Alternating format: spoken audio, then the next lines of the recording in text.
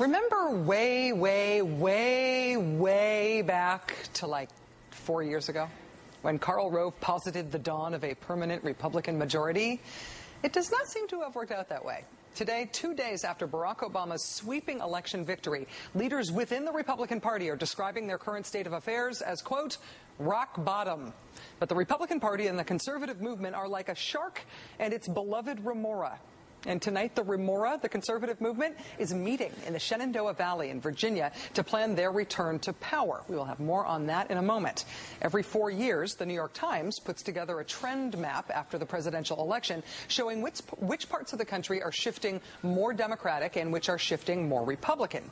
This year's shift shows the changes from Karl Rove's America circa 2004 to now. See all that blue? That's where people voted more Democratic than they did the last time. So, Carl, about that permanent majority idea? The Republican Party is, at this moment, engaged in a battle royale, a civil war over its own identity. Our runner-up tonight, Karl Rove of Fix News, still a consultant to the members of the Republican Party, all 37 of them. Rove saying of Obama, let's make it clear, he ran a center-right campaign.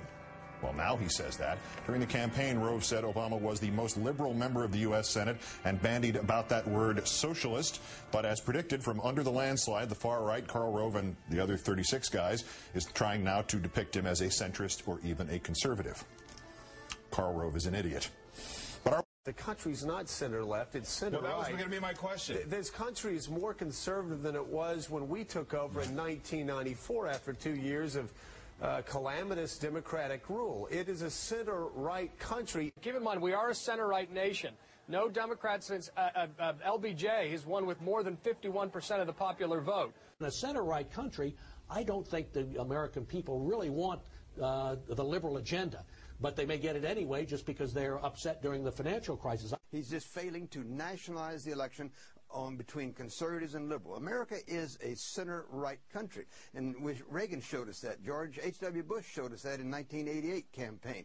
We're a center-right country, and Senator McCain is a center-right presidential candidate. Senator Obama is way off on the far left. Congress is going to be moved to the left, whereas the country is center-right, as you can tell by the fact Obama's been moving to the center as fast as he could. Right. I mean, he really tried to move away from left-wing policies. I don't believe there's a mandate for liberalism, and I still think this is a center-right country. And everyone who wants to throw conservative principles under the bus after this campaign, I think that's a really wrong-headed move. All right, but I know we got to work on the independents, but I still believe this is a center-right country. I still think if and voters at the end of the day, they can be, maybe persuaded by some of the advertising, but at the end of the day, they get it, that this is really a strong left move to the country if Obama's elected with a liberal leadership in the House and the Senate. And, most people are reacting negative to that, saying that's not the way I want to go. The country's a center-right country, and that's really the path that they would rather be on.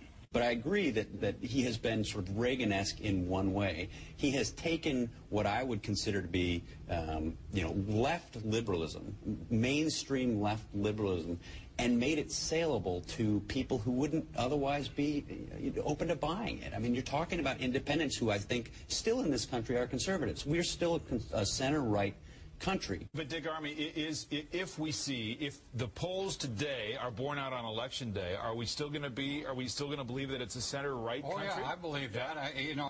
I love being a woman of a certain age because I have a certain perspective, which is of those 7 presidencies, 5 have been Republican, and the 2 tenures that Clinton had, now in retrospect, he looks pretty center-right on welfare, on taxes, on the budget, on trade. So we've had a nice run, and we're going to keep having a nice conservative run, whoever wins.